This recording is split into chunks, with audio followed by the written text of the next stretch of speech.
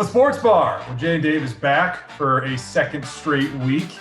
Like we said, we hope this is a regular thing, and we're delivering for at least the second week in a row. Hey, as we've all learned with this entire thing, one day or 1 week at a time, right? Mm-hmm. As long as we keep going, we keep doing it, we're gonna be okay. Yeah, and you know what? I just wanted to say, we're all in this together. I mean, like, do I hear like soft piano music in the background about these uncertain times, or?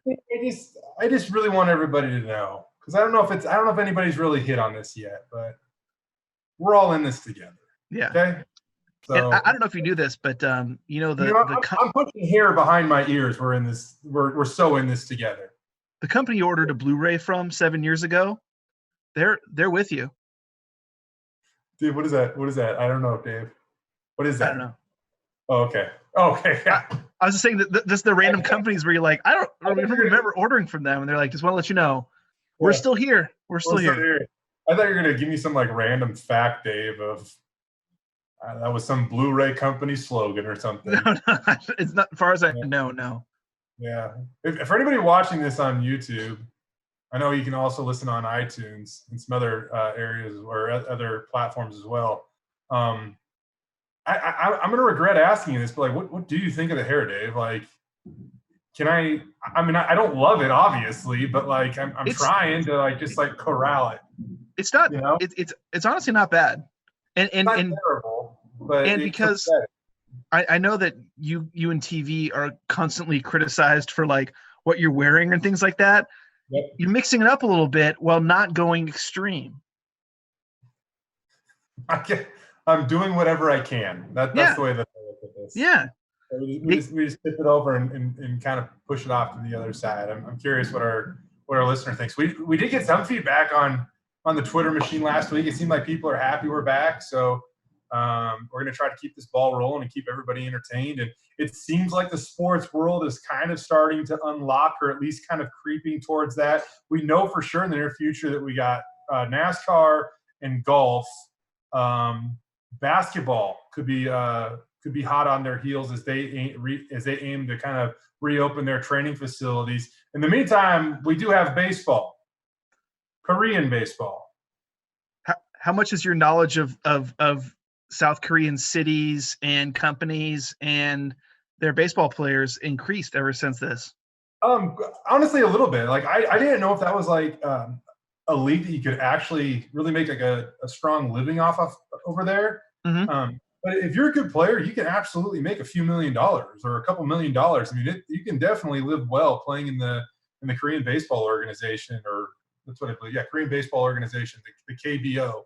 And I've been entertained so far. I think it's been fun. One thing I will say is that I wish that they would do like a little more like normal play-by-play. Like they spend so much time talking about missing baseball in America and how their hope applies to our hope and all that stuff. And I'm like, I kind of just want you to call a game and tell me about the guy in the batter's box, and like you just want the straight stuff. You just want the straight stuff. Totally. Because all that other stuff, you're like, yes, I've been thinking about this a lot. I don't need to. That's the reason I'm watching this, is because I don't want to be thinking about that. Yeah. By the way, our producer Shanti's texting me. He says he went to a Tigers game. The Tigers are obviously in the Korean Baseball League, right? They got demoted, from the AL Central. Wait, yeah, exactly. The Twins did too, apparently. Then. Oh, damn, you're right. Oh, but they did win that opener. That was huge. Yeah. Though a former Twin flameout, Byung-ho Park, plays in that league. Oh, really? Yeah, he was like just an insane slugger a couple years ago in that league, and he had some great bat flips. And then the Twins signed him for a good amount, and he hit like 190 in the majors, and then now he's back there. I remember him. Yeah, I kind of remember him. Yeah. The one thing that so I was kind of watching it this morning. I woke up at 4 a.m. I get a bottle feed one time a night. I get to, by the way. Yeah, get to. Lucky. So I get one like a 2-hour run each night or whatever with her, kind of in the middle of the night. My wife does the rest. She's amazing. I should obviously say that. But we were watching it this morning, and they were talking about something like a AAA baseball player who last year hit 30 home runs playing in the minors over in the States, went over to Korea, and now he's making a couple $1 million, and he's playing at their highest level over there. And it kind of had me thinking, I'm like, I kind of wonder why. I mean, I guess it's certain Major League Baseball players or professional baseball players just cling to the dream of playing Major League Baseball. Yeah. But minor leaguers, there is a huge misperception about them. I mean, they really don't make a lot of money. I mean, you basically make nothing until you get to Double A. I mean, prior to that, you're making like $400 a week tops, which because all you got is your signing bonus basically, and your signing bonus if you were good enough to get one drafted. I mean, that's what you're living on, right? Yeah, and so I don't know why. I kind of had me thinking. I'm like, I wonder why more guys don't take that route. Maybe they do, and you just don't hear about them because we don't really talk about the KBO very much when we do have MLB to pay attention to. But I'm like, yeah, why wouldn't you go over there for a few years, make a few $1 million, and then live wherever the heck you want? Isn't that Marcus Thames, right? That's what he did. Yeah. He's the only one I can think of. Yeah, but he went over there and crushed it. Like, right. Cool. Right, and then came back to the majors. But that's one of the only ones I can think of. 40 bombs a year over there. Yeah. So Marcus Thames, why am I blanking on that? Marcus Thames, is that the left-handed hitter? Yeah. Okay. Played for the Mariners, then he went to the Brewers. Wait, is Eric Thames? Eric Thames. Who's Marcus Thames? I don't know why, Dave. I don't even know why I got it right. Like I just kind of. Do you want me to tell you why, Dave? Do you want me to tell you why I felt like it was wrong? Because I've been playing this stupid baseball game on my phone, and he's on the Brewers, and it's like a 2-year-old version of it, but Christian Yelich got injured, so I'm having to play him in the outfield. It's the only reason why I kind of know that right now. Marcus Thames is the hitting coach for the Yankees. Oh, okay. There you go. Yeah. Well, that's how I'm surviving quarantine outside of working from home, watching a crap ton of Netflix on my days off, and taking care of our newborn daughter. I'm playing baseball on my phone. So I don't have a working video game system. I had a PlayStation 3, but it's kind of crapped out on me, and I'm trying to convince my roommate that I need a new gaming system, but she's not on board yet. Oh, is it Collins? It's Collins. Yeah. She just can't talk yet. She would. She'd be totally down, dude. Yeah, but she spits up. Hey, Dave, I'm so glad that I hit on this. Everybody warned me about diapers with a newborn. That's been like the easiest thing. It's the spit up. It's unpredictable. Yeah. The amount, the timing of it, you have no idea. And it ruins your outfit in a second. And her too. So you're changing 2 outfits in the middle of the day, maybe another one for her at night, or probably another one for her again at night. It's the spit up. That's the wild card, man. When my sister's 13 years younger than me, so when I was in high school, I'd take care of her. And I remember one time holding her up like she was a little airplane flying around, tee-hee-hee, and then she just dive bombed me with one. Dude? Yep. And I was like, never again. No. That was one of the last times I think she ever did. But yeah.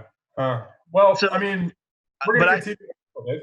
I've dusted off my 360. I've been playing a dynasty on NCAA. And the most recent one I have is NCAA 12 because I think the other ones I had on a PS3. I don't have PS3 anymore. You got number 15 playing for Boise State right after the Kellen Moore era wrapped up, right? So that'd be 16, and the NCAA 12 game, right? Yeah, comes out the summer before. So actually, it's Kellen's senior year. It's Kellen's senior year. Okay, good. And so, I thought it would be. They were like a top 5 team on that game. So I was like, if I'm going to do Dynasty, I'm going to play with someone that's not as good. Yeah. So I'm the head coach at South Florida. But in my first season playing it, Boise State won the national championship. Like, I didn't play against them or anything like that. That was kind of funny. So though they lost to Tulsa that regular season in that sim, which I thought was kind of funny. Huh. Yeah. If only we had a writer in this market, right? They could almost kind of comb through the years of Boise State football. Hey, Wrigley. Comb through the years of Boise State football. I don't know if you heard him barking. And figure out who the best team was. And maybe get some player opinions on it too. Yeah. If only we had somebody that could do that for us. Yeah, if only. So what's our next topic? I'm just kidding. That was a fun one to do. Like I had putted around on some of those websites before, and it was funny because I had seen someone, gosh, I can't even remember. It was someone we don't even cover, tweeting about like, oh, having like their own like bracket of the best teams. And I thought that'd be fun to do with Boise State, but I know you've done it before about where people would vote. Yeah. But I thought, well, that one might not be as fun. Yeah. Because you're going to say, here's what they said, right?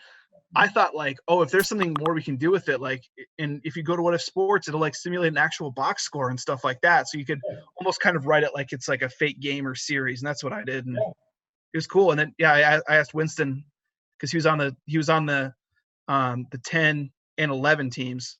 Yeah. He basically took any argument for the 10 team out of it. Right. Or I'm sorry, it was 9. He was on the 9 and 10. He was on 9 and 10, of course, because he was on 9 because the festival. But it was 9 and 10, and he basically like, you were there. I said which one was better, 2009 or 10, and without hesitance, he said 2010. Of course, we know 2009 went undefeated and won the festival, but 10 was better, and he was right because that's what won mine. So yeah, because that's another thing to burn time. Off the they only lost like 5 players off the 2009 team, right? Yep. Yeah. Like, Kyle Wilson, Richie Brockle. Yeah.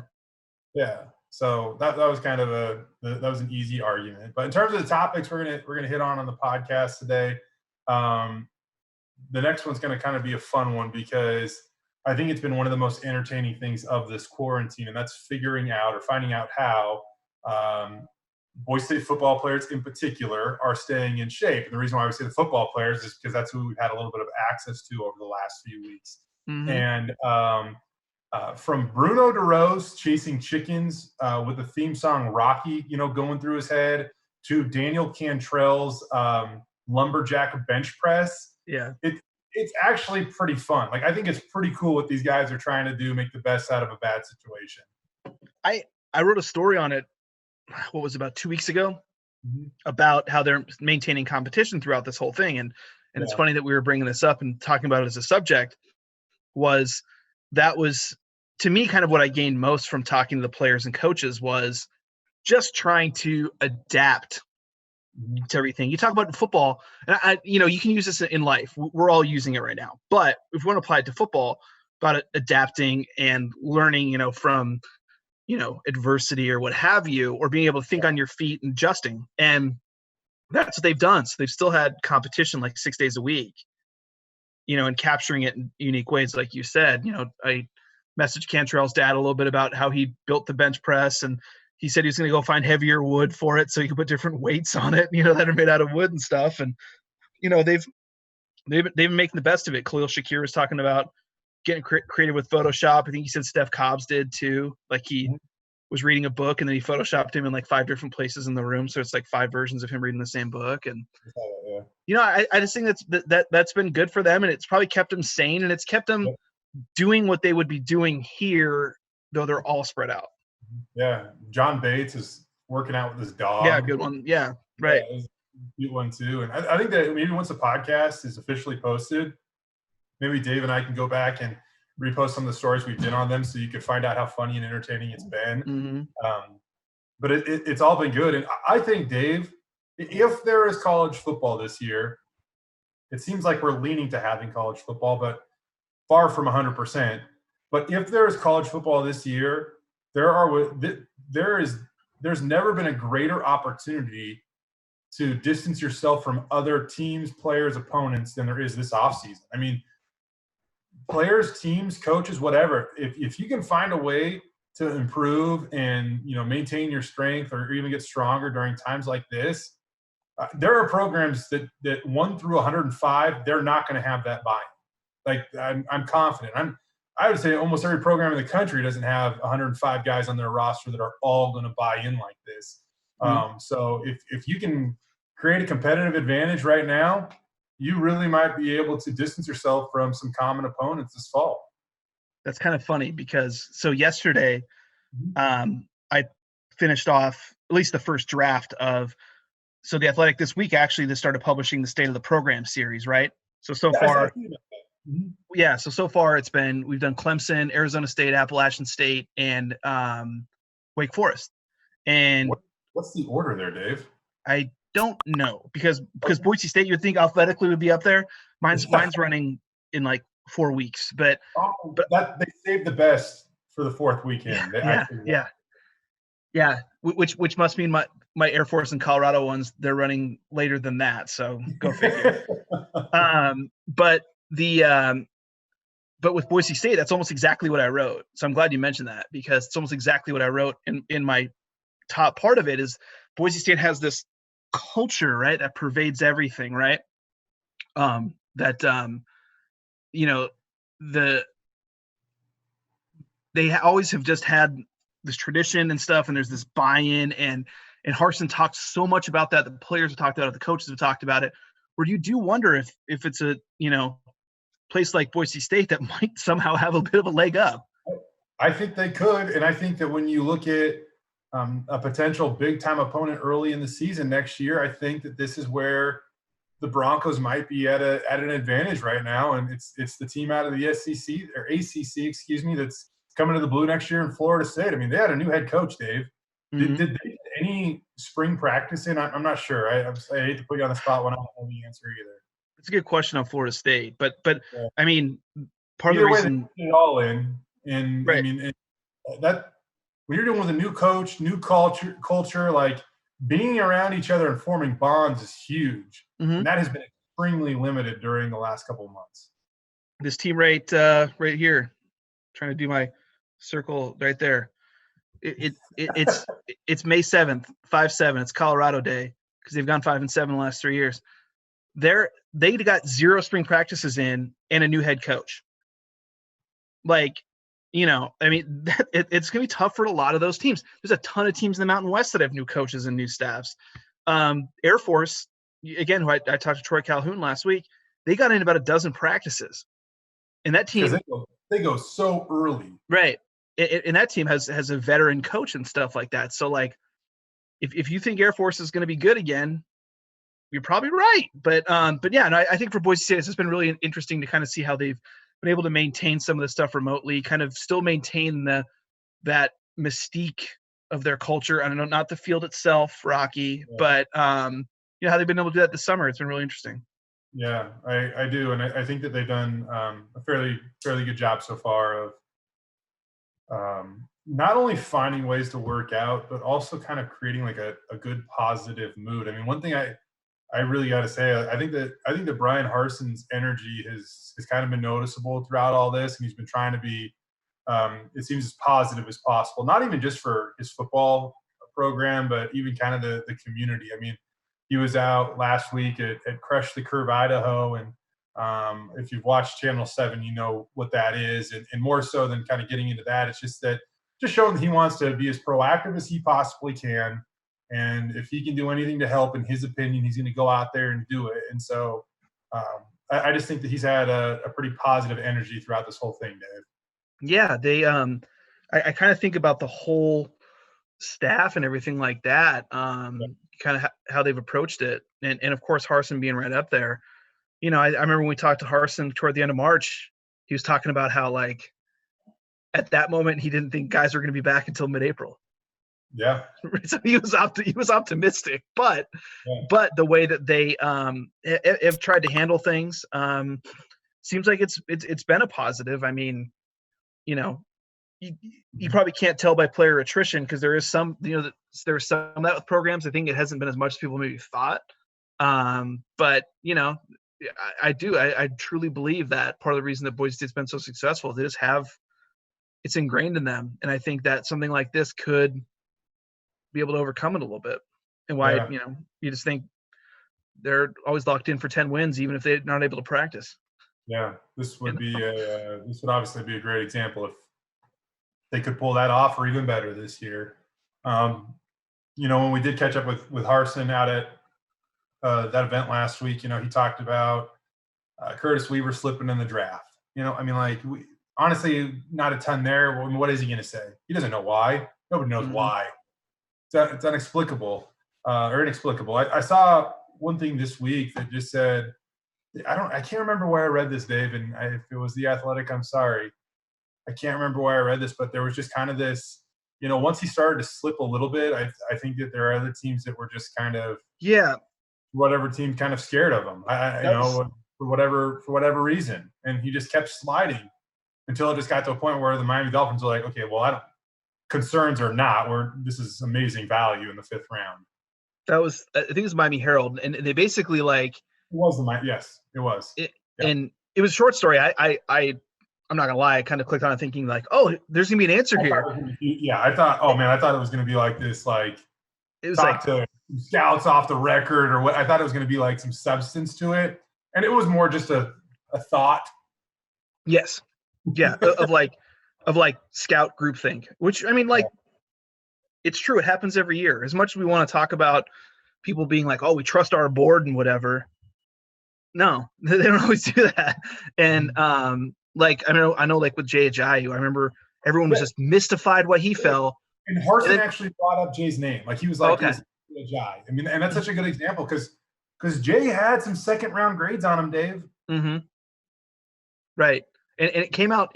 I think it came out that day. It was like, oh, actually, he's got these knee issues. No, like, right? What's that? Is it Dane Brugler? How do you say his last name? Yeah. I thought he was the one that reported the knee issues. And that came out like that day. It wasn't like it was something that was really like something that we knew leading up to it. I mean, we knew he had torn his ACLs, early on in his career as a freshman, but didn't know that the medicals weren't that great. Mm-hmm. Since some of that stuff comes out later, but with Weaver, there still hasn't been a concrete reason. Yeah, but in all honesty, looking at Jay's career, right, and that's the thing. That's the thing, Jay. You're right, because nobody was worried about the super short term. Everybody was worried about that 5th, 6th, 7th year, and now that he's kind of into that portion of his career, I mean, Jay's not on a roster right now. I mean, he was with the Eagles for a little while last year after they were in a dire situation for a playmaker. So didn't play. I don't know. I think he barely played. I don't even know. I don't know. I can't remember. I remember like when he started having those big games with the Dolphins, there were some people who were like doing like the SpongeBob meme, like bone on bone on bone or whatever, which I think, how about this? Everybody was proven to be right on that. Yeah. Like all the fans were like, nope, he's fine. He'll be good. He was for a bit. Yeah. But all pro, rushed for over 1,200 yards. But the NFL people who were like, I don't think he's gonna have a long career, also were probably right. So that's one of those rare cases. I think everyone had their own thoughts validated. For sure, yeah. But we talked about the furloughs and everything too. I know you dove into that too, Dave. Opinions. They don't really. I mean, it's good to have a soundbite. I'm not going to lie for myself and for TV purposes. Mm-hmm. But it's not like there's you can really validate it. I mean, it is what it is. I mean, I think Harsin said something along the lines of, he's like, I mean, honestly, I wasn't in that room. I didn't make that decision for us to go on furloughs. But if it's what's for the best for the university, given the times that we're in, we'll support him. So Harsin's losing 2 weeks' pay, which is close to $60,000. And his on-field assistants are losing probably almost all of them are losing almost exactly 2 weeks' pay. Mm-hmm. So it's that $150,000 whether you lose 8 days or 10 days. So if you're above it, you lose 10. And last year, 2 of the 8 assistants made 140. So there might be a couple that only lose 8 days' pay. But either way, you're looking at as a group $85,000. So the football team saving, close to $150,000 in these furloughs they'll be taking for the coaches. It's crazy to think that that's still a drop in the bucket for what the school might be. You know what I mean? So. Oh yeah, I mean they $10 million they say they lost, right? Mm-hmm. Yeah, and there's some government assistance for that, but not all of it. Yeah. So, and it was one of those things where, like, when I first heard about it, it was like, oh man, it's interesting. But I was like, well, that's what everyone else is doing. I think the furlough thing is very unique here. And, but also I wondered, I was like, well, summer is usually when the coaches would at least try to take vacations. So, like, I think now maybe their vacations are off, but they'll still, that time they'd be like, all right, we'll just use furlough time when I was going to be on vacation or whatever. I don't know. So The difference will be though is you have to completely unplug, right.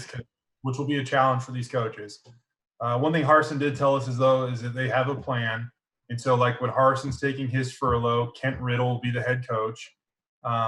They have a, whenever, he said the running backs coach, when he's off, then we'll promote a GA and he'll be the running backs coach. And more so than speaking specifically about a guy, he was just kind of, a hypothetical scenario. Right. You get the idea that they'll just promote within and the train will keep rolling. Regardless of who's taking their furlough win. I do, real quick, I want to talk about Leon and the basketball team a little bit more later on, and an update on Derek Alston and the decision he has to make. But they have to take a furlough too, and he was telling me like, let's take him as early as we possibly can. Because basketball, they really aren't doing much right now. This season wrapped up, they try to unplug.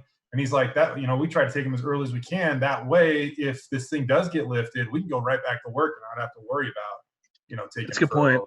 And right now, it's like not like they can be going to, those summer AAU tournaments or anything like that. So, really not much for them to do right now, except for volunteer. Again, more on that in a little bit. So I would say that was kind of the gist of what we talked about with Harsin, though. It was a good meeting. He was out there, like I said, supporting Crush the Curve as they try to gather certain data, and so we can figure out how we can bounce back to work and normalcy as quickly as we possibly can. But that's about it. I would say for that though, Dave. Yeah. Now, this is gonna be a curveball, but Ooh. Everyone's been.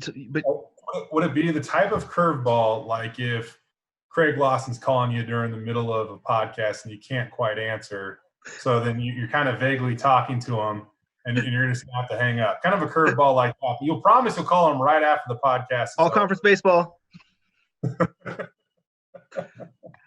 Well, it kind of has to do with baseball. So we talk about taking your Netflix time is increased. Yeah. Everyone's been talking about sports movies. Everyone's catching up on things. What is your favorite sports movie, Jay? I don't know. This is probably going to blow a lot of people away, Dave. Because there's so many people out there, Remember the Titans, which is phenomenal. Miracle, great movie. Remember the Titans? That team actually blew everybody out that year. They were amazing. Those close games did not happen in real life. Sorry. Well, that's kind of like one of your favorite shows, Friday Night Lights. On what station was that on? It was on NBC. It was on NBC. Okay, that's what I thought. I give ourselves credit for it. I know, but every game is decided at the last. It's like a buzzer-beating 3. Oh yeah. Oh yeah. Every single one of them. Oh yeah. We'll run a draw from the 50-yard line with 2 seconds left. We won! What a great surprise play! In the movie. Yeah. Mike Winchell gets stopped right near the goal line. Yeah. What actually happened was Winchell, they had a shot to win, and he had an open receiver, and Dallas Carter had their defensive end was Jesse Armstead. Remember Jesse Armstead? Yeah. And the dude was 6'7" and just had his mitt out and knocked the pass down at line of scrimmage. That's fine in a book. Right. But, in a movie, it'd be anticlimactic. You batted the pass down? Yeah. To answer the NFL. Dave, I'm just trying to make excuses. My favorite sports movie of all time by default has to be Major League. Okay. I've watched it a billion times. Me and my best friend Tyler, we come home every day from school and we'd watch it. And the funny thing is there's some language in that movie. And I remember when we were in high school and we're watching it for the millionth time, and my mom was like, "Why did I ever let you guys watch this movie when you were young?" That's just one of those movies that was that you realize later you're Yeah. You just there's a lot of window that it goes right over your head at times when you're just a kid. So. And the board with the owner that's in the locker room. I kind of forgotten about that stuff. Yeah. Yep. There's no nudity. No. Except Roger Dorn. What? Remember that nude scene with Roger Dorn? I'm just kidding. Yeah, right. What's your favorite sports movie, Dave? Mine's probably D2, the Mighty Ducks, Okay. the Mighty Ducks sequel. Okay. Partially because that was the one I've probably seen the most. Okay. It's pretty Minnesotan in terms of, I know they expand and go national and they grab kids like Luis Mendoza and Kenny Wu and Dean Portman, but I loved Mighty Ducks 2. I saw many, many, many, many times. Though Miracle is great, also fairly Minnesotan. We had a good run. We actually had Little Big League. Though, of course, for you, that's a happy ending. I almost quoted Little Big League at the beginning of this podcast, Dave. Oh, wow. I can't remember why now, but I was like, there's a quote from that movie that came to my mind, and we just we moved on, and I forgot about it. But I almost brought that up. Yep. That movie is happy ending for you. It is. I always like to tell people that the actual ending to that movie was the Twins winning, but Griffey was so unstoppable during the mid-'90s that he just robbed the home run and completely changed the end of the script of that movie. They're actually going to too good. We're not losing, which obviously didn't reflect reality because they never won the big one. They were actually going to put Heathcliff Slocum in at the end, but Randy Johnson was like, "No, I got this."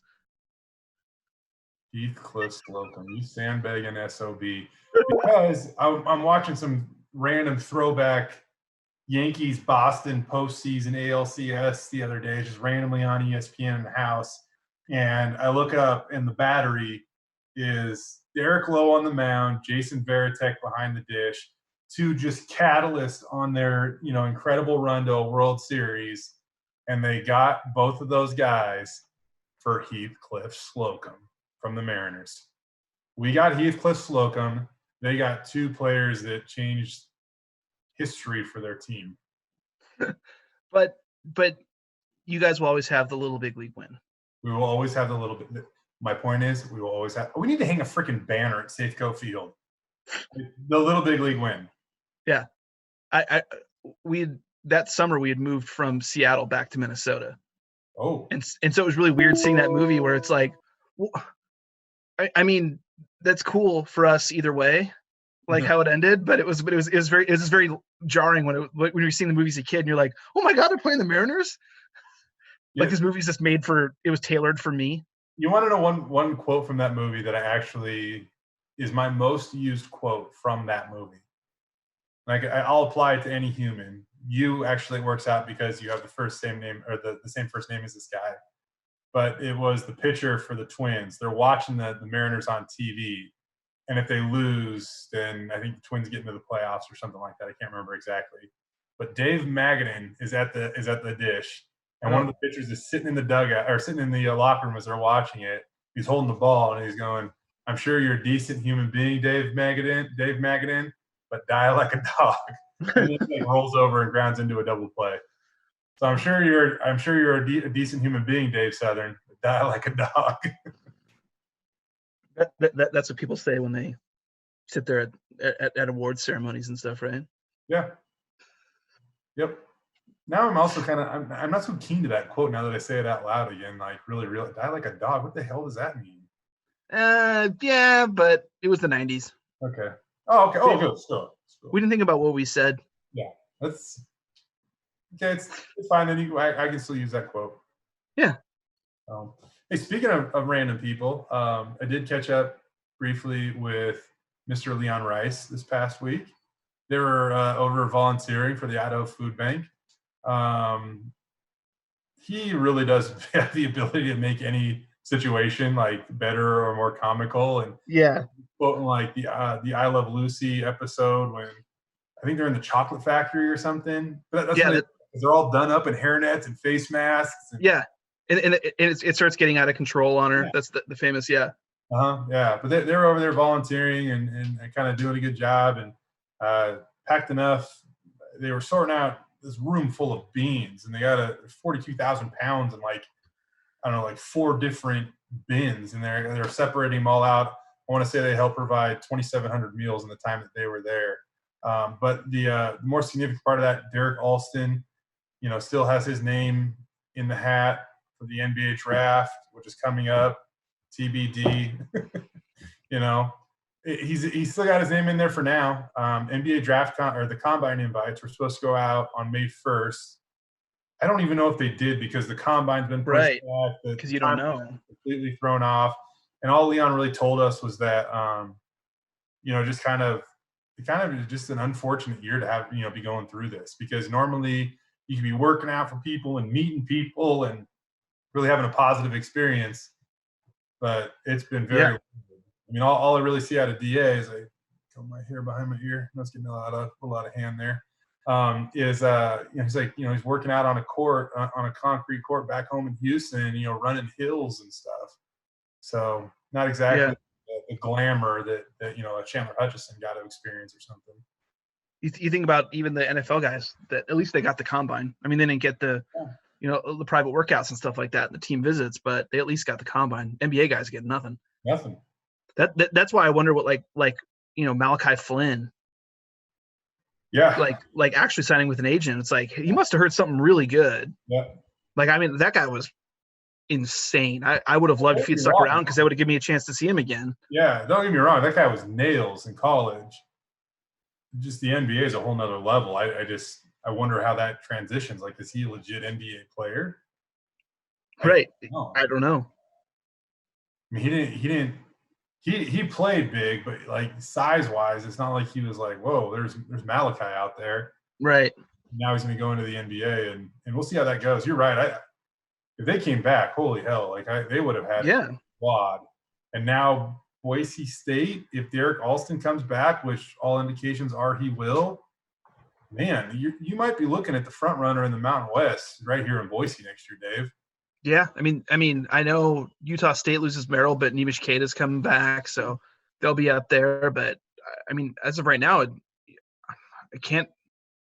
I'd say they have to be top 3. Oh, top 3, I would say. New Mexico always has the ability to add some transfers. San Diego State never falls too far off. Nevada, same with Nevada. But I mean, again, all the transfers that Boise State's bringing in and whatnot, I think that you're looking at a team that's definitely going to contend next year for a Mountain West Conference championship. What did you think of? I don't know if I think we did mention it briefly, but that Jeff Linder hire. Love it. It's awesome. I think it's great. I think that's a really good fit.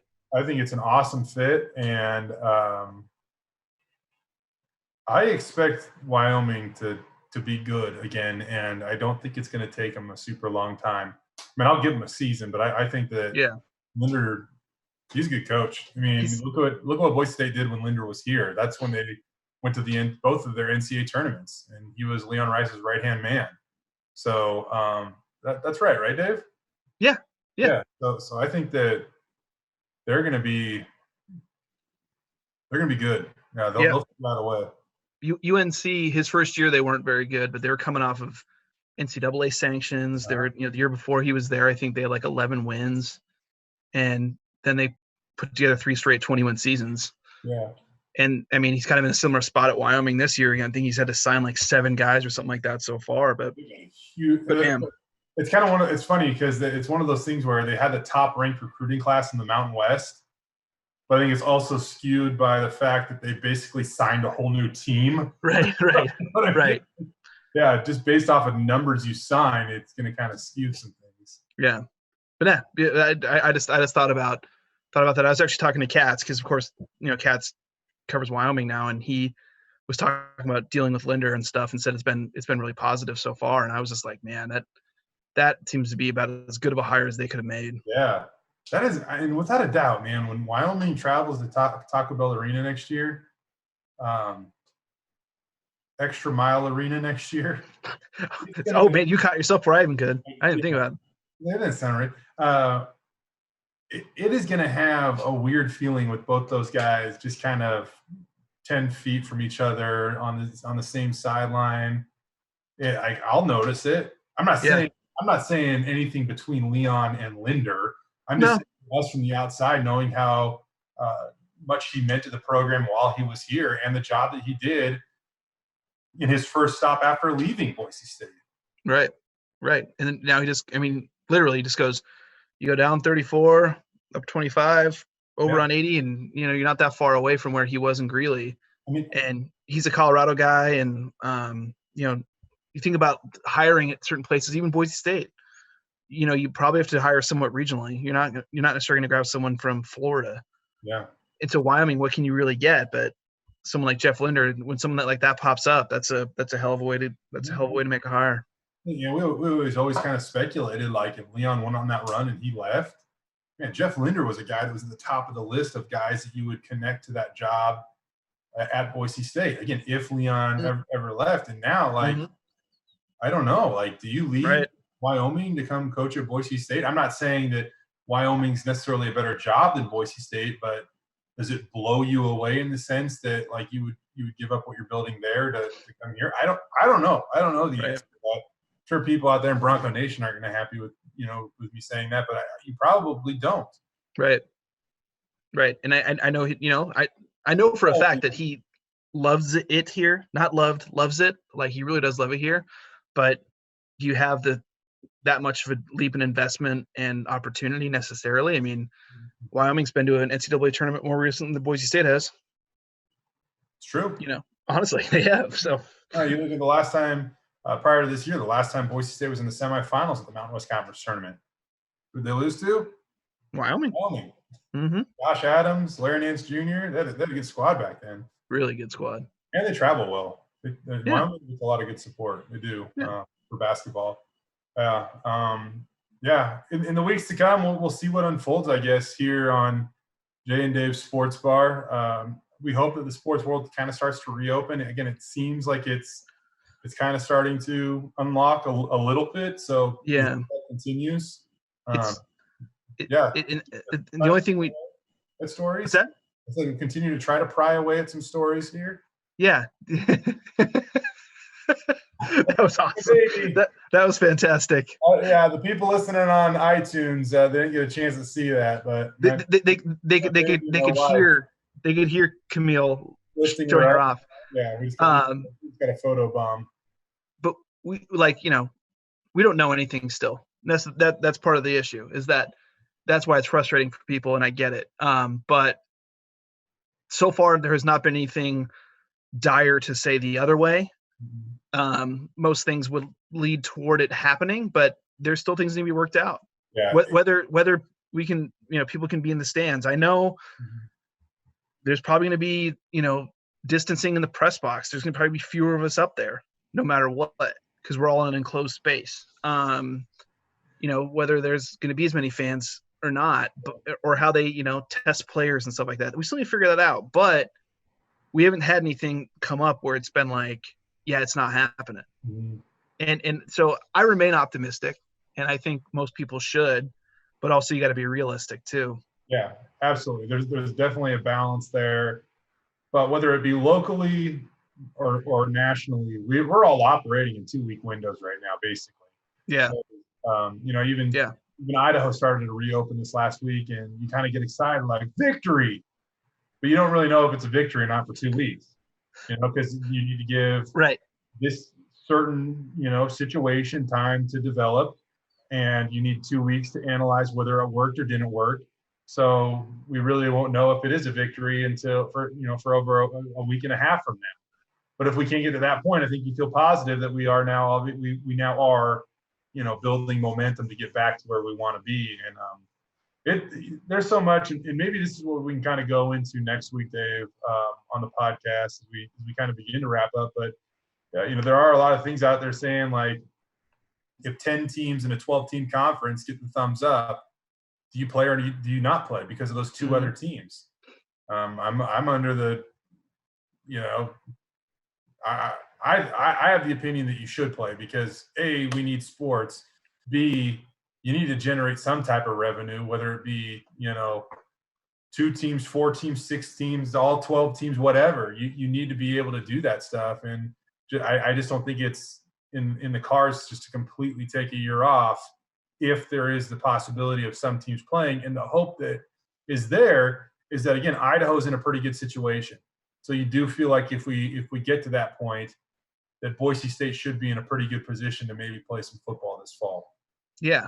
And like you said, that's logistics that people have to work out. Like, if not everybody plays, do you spread out whatever revenue you have to to other places to make sure that that in 2021 they can come back and whatever. But yeah, if I had to say right now, I think there will be a season, but I'd be extremely surprised if there were many fans, if any, at games. Dave, just tell me, give me the answer. I want to know definitively. Are we getting another stimulus check? Yeah, yours from Uncle Dave is on the way. Yeah. All right. Is $30 your mortgage payment? About. Okay. Good. Yeah, that's perfect. Yeah, that's great. Then you're set for like 3 weeks. Yeah. Mm-hmm. Yeah. It's great. Perfect. Especially the kid. Yeah. Diapers, Dave. Oh. She doesn't eat that much.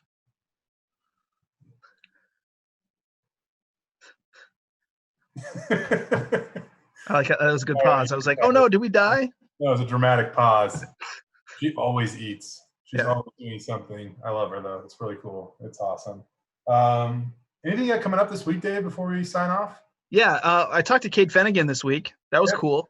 I thought about how the missionaries were all probably back, and we hadn't been able to talk to him when he signed. Yeah. And so I thought, oh, I'll reach out to him, and he was great. And talked to him, talked to his dad, talked to his quarterback's coach, who was Kevin Murray, Kyler Murray's dad. Talked to him. That was good. I have my fan survey I posted with all the questions that I wrote. We're gonna cobble together all the answers, and I'll write a separate story to show people how here's what you said. I'm actually kind of excited to talk about that even next week. Maybe. Yeah, absolutely. And what's that? Will that be done by next week? That story? Yeah, it should be. If not, I'll have a good idea of the results, and we can at least talk about them. Perfect. So got that. Yeah, there's a lot of stuff going on. Surprisingly, I'm sure I'll have another update on recruiting because some of the guys on my recruiting board aren't there anymore. Maybe I've done a lot of reading, since during this whole thing, and so it's been like what's that? Look at you, you show off. Some of the books I'm reading are like fiction that kind of deal with the sort of thing we're dealing with now. And so it probably doesn't help the old noggin when you're like, oh, this could happen. But but like reading like historical stuff about Boise State and stuff like that, that's always been like my wheelhouse. So some of that stuff's prompted some story ideas. So shockingly, I have not run out of ideas despite my practices. My dog is. You can hear him, Dave? Yeah. He says it's time to end the show. All right. That's what he's saying. Thanks, Riggs. Thanks, producer Wrigley. Exactly. Really quick, I got I'll have a little thing on Sonatane Louis coming up tonight or tomorrow. I'm going to try to get it done tonight. But I was kind of wondering what was going on with him leading up to the NFL draft. I'm just going to continue talking over my dog. And he wasn't on like a lot of like the pre-draft graphics that Boise State was putting out. I kind of wondered why, and I reached out to him, and turns out injuries kind of forced his football career to be done. So it's interesting. He had some pretty dramatic stuff going on there, but I'll kind of go into that and hopefully more. We'll try to continue to entertain you, whether it be online, on TV, or right here on J&Dave Sports Bar.